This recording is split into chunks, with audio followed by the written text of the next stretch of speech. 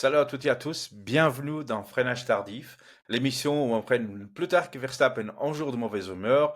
Et aujourd'hui, je suis en solo. Oui, Khalid, il est pas là. Il m'a dit, je reviens tout de suite. Et ça fait 3 jours. Je commence à croire qu'il est parti vérifier l'aérodynamisme dans chameau dans le désert.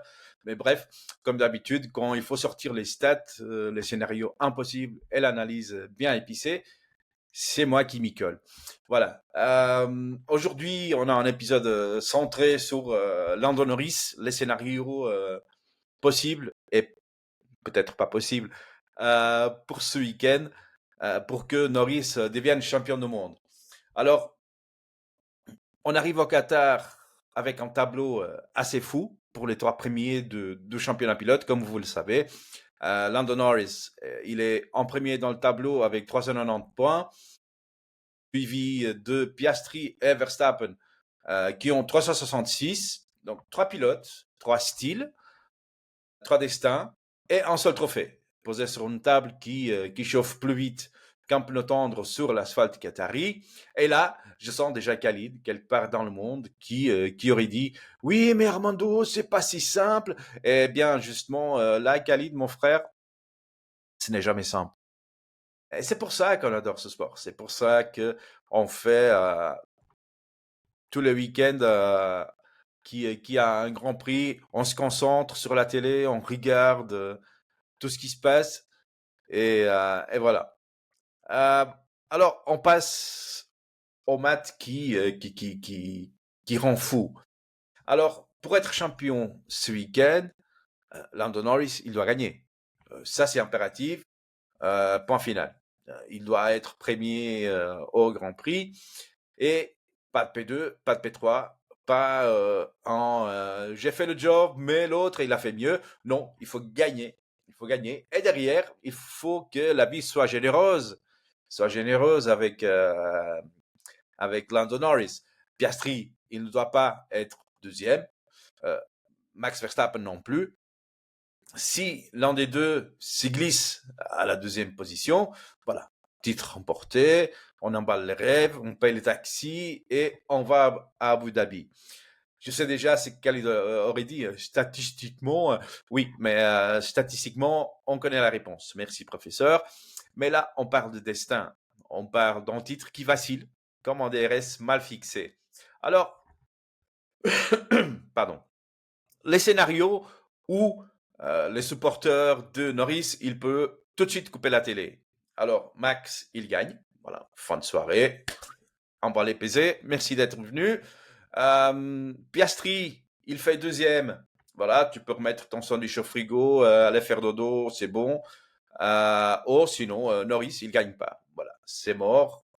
Et tu peux éviter la déception. Tu coupes la télé, tu vas faire dodo, tu vas balader ton chien, voilà. Mais comme il n'est pas là, je parle de qui? Khalid. Parce que si Khalid était là, il t'aurait sorti 3 graphiques, une équation, un tableau. Mais on va faire ça un petit peu plus simple. Si quelqu'un, et quand je dis quelqu'un, je parle évidemment de Piastri ou Verstappen, finit derrière Lando comme son ombre, voilà. Bye bye Qatar, bonjour Abu Dhabi. Alors, il y a aussi les chemins qui peut amener à la gloire papaye.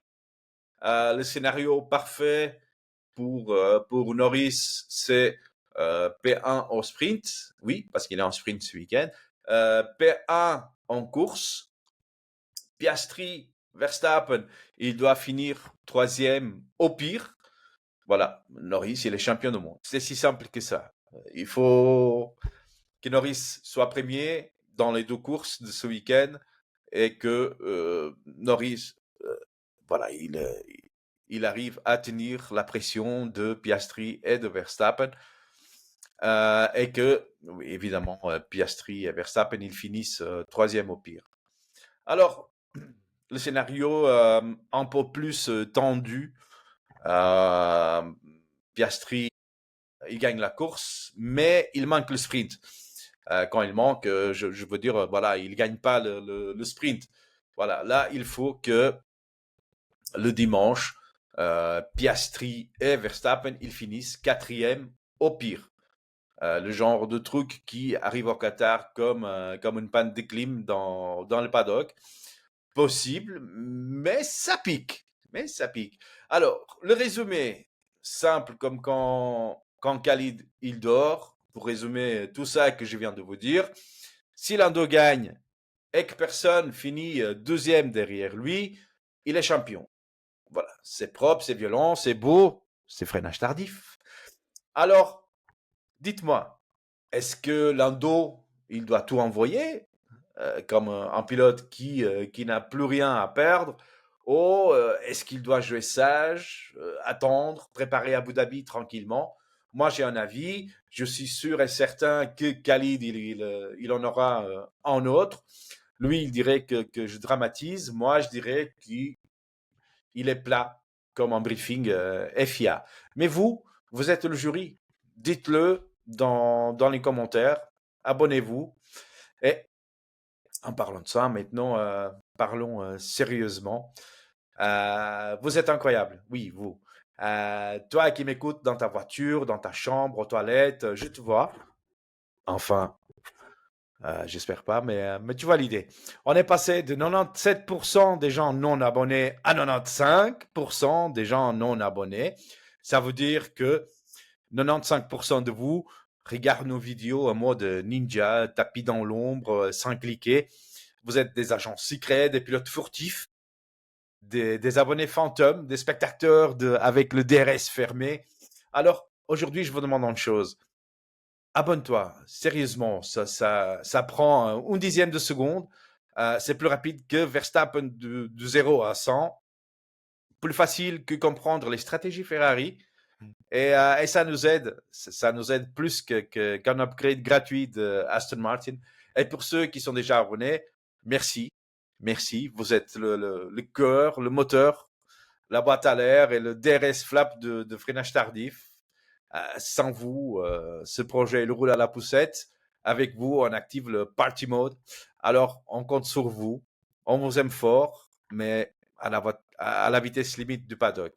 Et ce soir, quand les lumières du Qatar se lèveront, peut-être qu'une étoile papaye décidera de tomber. Voilà, c'était Armando en solo pour freinage tardif. On se voit vendredi si Khalid revient de sa quête spirituelle.